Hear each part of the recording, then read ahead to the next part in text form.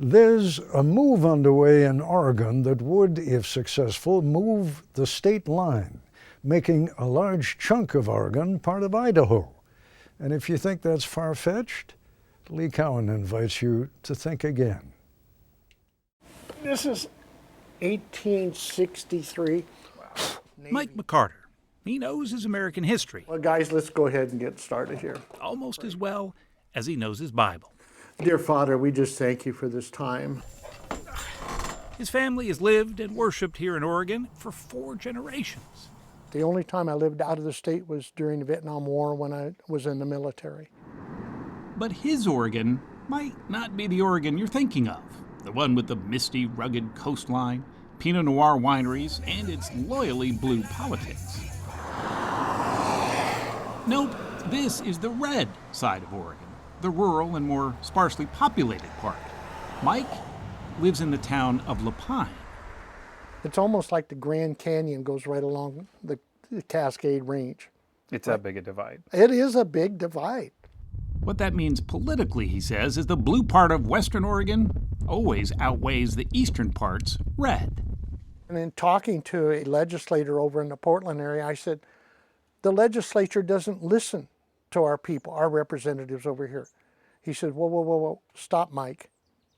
We hear what they're saying. We just outvote you. So McCarter decided to look for greener pastures, or in this case, at least one's a little more red. This would be Oregon, and that across the river would be Idaho. He's leading a movement called Move Oregon's Border, which seeks to push the blue bits into a smaller but still populous state of Oregon, and then taking all the rural red bits and making them part of a bigger Idaho. So how much land are we talking, roughly? About 63% of Oregon's land. So a big chunk. Big chunk. When you have a government that won't listen to the opposition or take into account those of us that live out here, then we have no government representation. This town is about 200.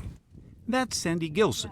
She owns a real estate business in rural John Day, Oregon, which is closer to Boise than it is to Portland in virtually every way. Is it a political difference? Is it a cultural difference? It's all of the above. Yeah. They won't hear our concerns. They don't understand our lifestyle. She's been going door to door in support of the Greater Idaho movement, and she says she's found some pretty fertile ground. Of the 11 counties that have put it to a vote, 9 have endorsed it, and it's on the ballot in 2 more counties this November.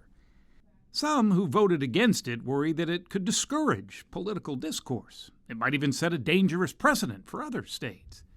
Others, though, say that moving a state's border seems almost logistically impossible. So, really, what's the point? Are you optimistic that you've got a chance? I look at it that the American Revolution was a big hurdle to make. And they did it. No, I don't think that we should act like state lines are written in stone. We should look at them and say, does this actually make sense? Author Richard Kreitner, who wrote a book about secession and division, says it's hardly a new idea. Secession has always been there. You know, Catholics lived in Maryland, debtors lived in Georgia, Puritans lived in New England. They were kind of separate to begin with, and that's why they wanted nothing to do with one another. So it's really woven into our DNA. Absolutely. There's nothing sacred about Oregon. There's nothing sacred about Delaware or my native New Jersey, in my opinion. You know, these are just kind of inherited forms. All right, who can skip the furthest rock? You might be asking right about now, instead of going through all the trouble to move the border, why not just move across it? When you feel like that and you feel like you don't have a voice, you make a decision. A self-described libertarian, Derek Williams moved his family to Idaho from the suburbs of Portland. It was extremely difficult to leave family and friends. A lot of tears were shed. Here in the town of Eagle, Idaho, he says he found other political refugees, a conservative majority, and no discontent or disconnect anymore. You come here like, oh my gosh, I had no idea that it could be this way, right? And you feel accepted and appreciated for who you are. We're all sending the same message to Oregon's leadership that you've got a problem in Eastern Oregon. Mike McCarter knows the concept of majority rule can certainly be messy. What he's worried about, though, is when it teeters on tyranny, he says. That's when something has to be done. And the best people to decide just how, he says, are the voters themselves.